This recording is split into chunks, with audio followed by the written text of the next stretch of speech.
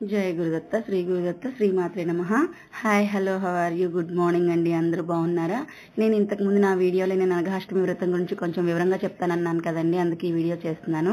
ఇవాళ పొద్దున్నే నేను ఈ పూజ చేశానండి. ఇవాళే కాదు, ప్రతిరోజు కూడా నేను చేస్తుంటాను. పొద్దున్న కుదిరితే పొద్దున్న, సాయంత్రం వీలైతే సాయంత్రం చేస్తానండి. అనఘాష్టమి అంటే అసలు ఏంటంటే, అఘము అంటే పాపం అండి. మనం చేసుకున్న పూర్వజన్మ పాపాలే కానీ, ఈ జన్మ పాపాలే గనక మనకి వ్యాధుల రూపంలో ఇంకా ఇంకా వివిధమైన బాధల రూపంలో బయటకు వస్తూ ఉంటాయి, మనం అనుభవిస్తూ ఉంటాం.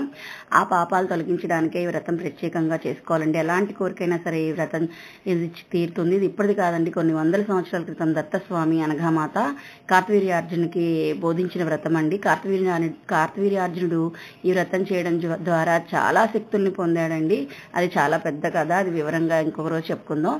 అంత గొప్ప వ్రతం. అయితే ఈ కలియుగంలో మన పూజ్య శ్రీ గణపతి సచ్చిదానంద స్వామీజీ అందరినీ కూడా ప్రతి ఇంట్లో వయసుతో సంబంధం లేకుండా ఆడైనా మగైనా ఎవరైనా సరే వ్రతం చేయొచ్చని బోధించారండి. చాలా మంది దత్త భక్తులు, ఆయన గణపతి సచ్చిదానంద స్వామీజీ భక్తులు ఈ ఇంట్లో ఈ వ్రతాన్ని ప్రతినిత్యం చేస్తున్నారండి. నేను కూడా అలాగే ప్రతినిత్యం గత 2 సంవత్సరాలుగా ప్రతిరోజు మా ఇంట్లో అనఘాష్టమి వ్రతం జరుగుతూ ఉంటుంది. మనం ఈ వ్రతాన్ని ఏదైనా కోరిక కోరుకొని చేసుకోవచ్చండి. ఆ కోరిక ఖచ్చితంగా తీరుతుంది. ఇందులో ఏంటంటే, నేను 20 పైసల బిళ్ళల్ని కలసాలుగా పెట్టుకున్నాను. మొత్తం 10 కలసాలు ఉంటాయండి.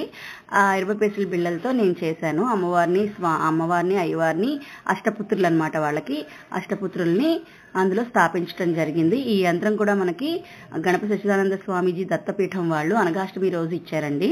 ఈ వ్రతాన్ని మార్గశిర బహుళ అష్టమి రోజు చేసుకోవచ్చు, నిత్యం కూడా చేసుకోవచ్చు అండి. Thank you. Please like, share.